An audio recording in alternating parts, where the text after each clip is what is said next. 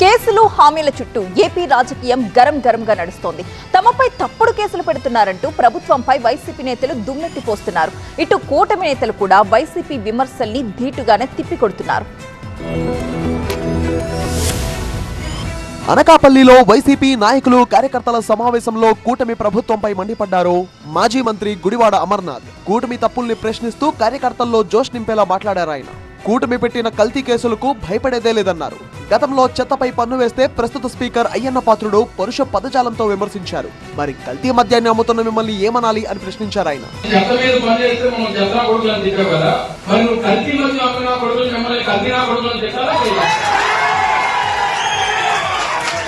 హామీల దగ్గర నుంచి ప్రచారం వరకు అన్ని కల్తీ అంటూ కూటమి నేతలను విమర్శించారు.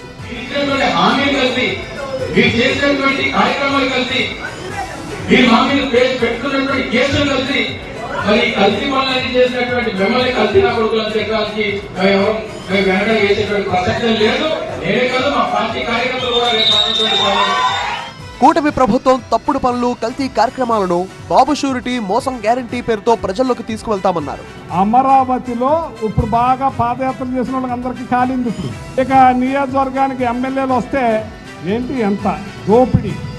2027లోనే ఎలక్షన్స్, ఈ పాపం 29 దాకా మోయలేరు.